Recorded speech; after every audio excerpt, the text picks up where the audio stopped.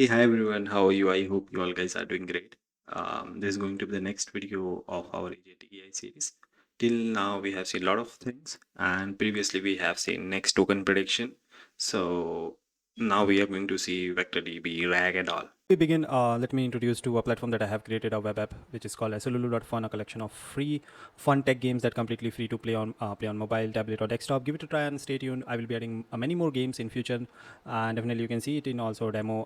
It's pretty fun and pretty good to play. And while playing, you can learn a lot of different concepts, be it Python, agentic fundamentals, and a lot of different things. I'm going to add even for Kafka and all. I'm going to add this game so that it can be really helpful for you. Please give it a try. And now let's jump directly into the video. So let's start. Okay.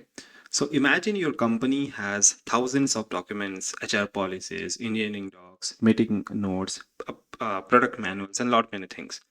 Now, if you ask how many vacations do I get? Um, how do we even find the right document? Okay. Can we just use something like MySQL or PostgreSQL? Not really, because that's not what they were designed for. Okay.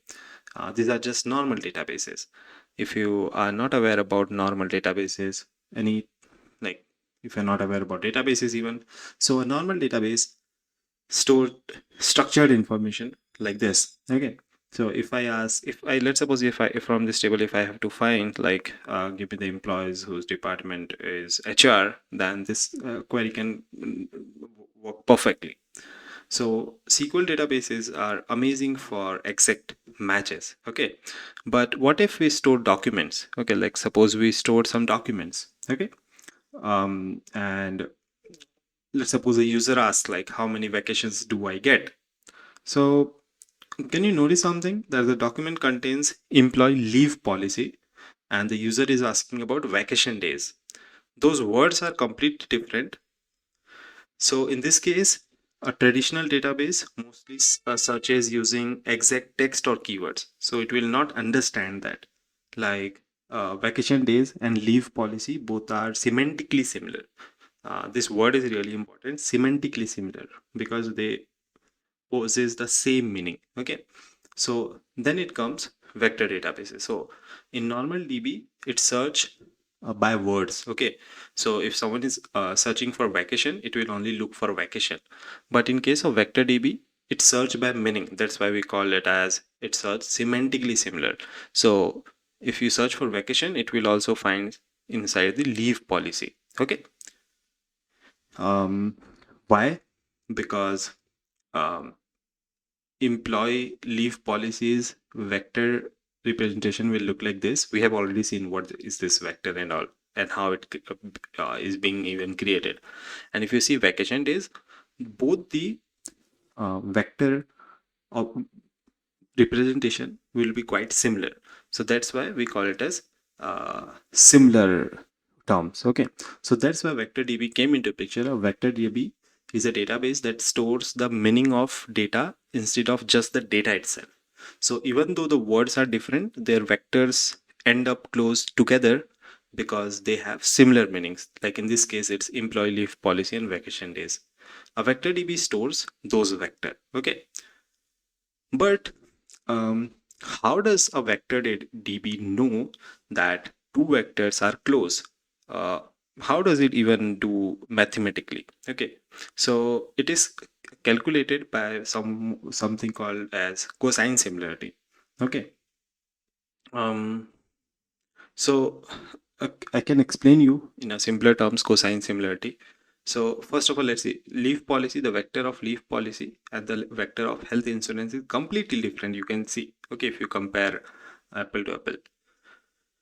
But if you see the vacation days, the if you see the vector of vacation days and leave policy, it's quite similar. Okay, so that's why they are called as similar. Okay, now if both the vectors are at same direction, then they are highly closer, so they possess similar meaning.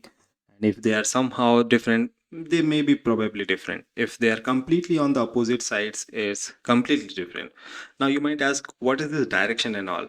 So in terms of maths, we basically, whenever a vector is a entity which has quantity as well as direction. So that arrow is denoting the direction. Okay, because okay, that is fine. Okay, and this is the simple formula from which we calculate the cosine similarity. Okay, no need to go into very depth. It's a very basic formula. So uh, you don't have to be I can say genius on it. It's just a dot product divided by the multiplication of the magnitude of both the vectors a and b. Okay.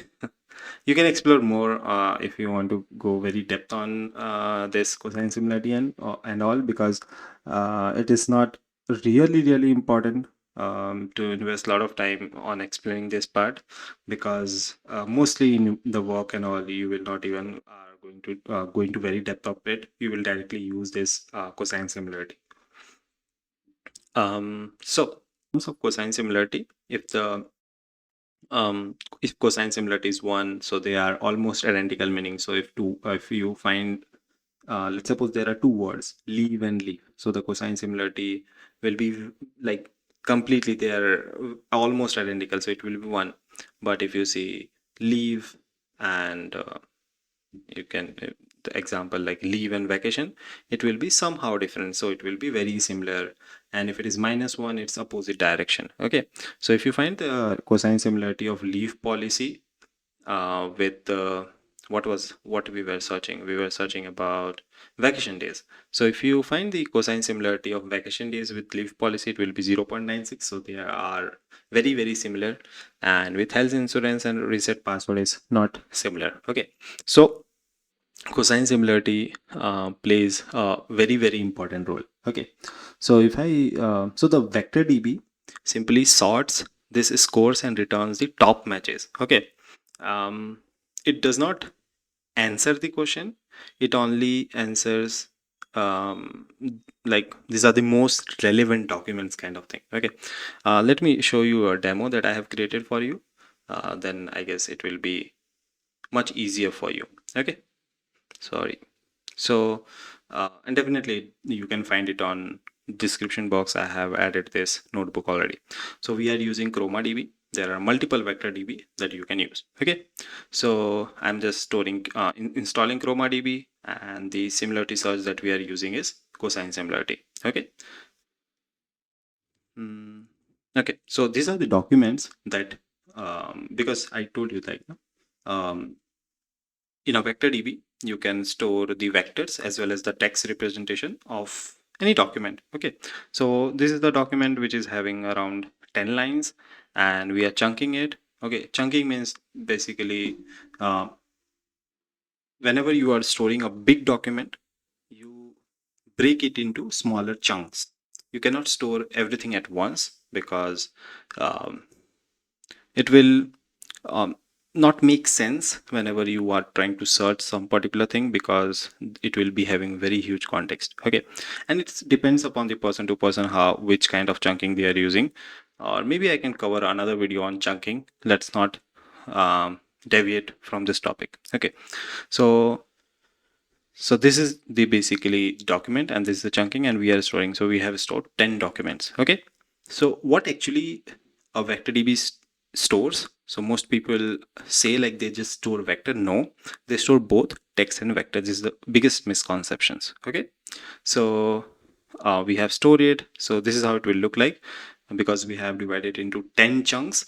So for all the 10 we have text as well as we have vector. Okay, now whenever we will ask a question like how many vacation days do I get, so every time it depends, like you are trying to find top k, how many top k, top 3, top 4, whatever you want. Okay, so it will give you the closest 3. Maybe um, the first one is even minus 1, and it is not very similar. So always remember that vector db doesn't um, uh, give you the exact answer, it gives you the relevant documents. Generally in system, then we pass it to some a different system like llm and all. They judges that okay whether it is similar or no. Okay, so now if I ask how many vacation do I get, so even vacation was not even mentioned. Okay, because it was about employee leave policy. So from that because it knew that vacation and leave policy are semantically similar. So the first retrieved document it gave about employee leave policy, full-time staff receive 24 paid vacation. Okay, and remote work policy, employees may work from home. There's parental leave, new parents get 16 week of full paid leave, and this is the similarity score.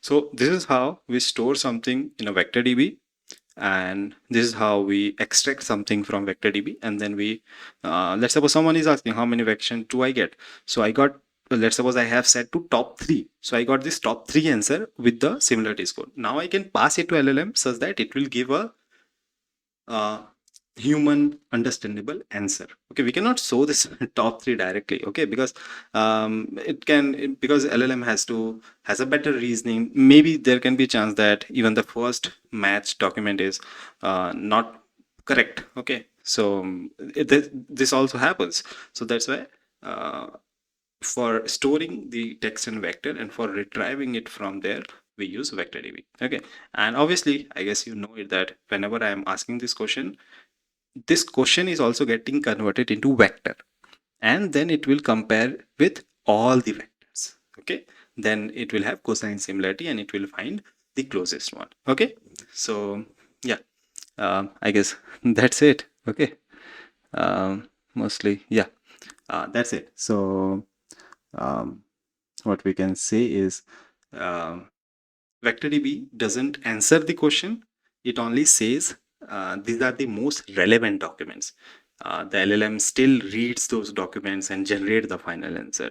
So now we know how the database finds the most relevant documents, but those documents are still outside the LLM. Okay, how do we actually feed these retrieve documents into model before it generates some human understandable answer? This is what exactly we are going to discover on the next video, which is retrieval augmented generation, which we also call as RAG. So, and that's what we will build in the next video. Okay, so that's it. If you have any doubt, let me know in the comment section. In the next video, definitely we are going to see RAG, and I'm pretty excited for it. Thank you. Have a great day.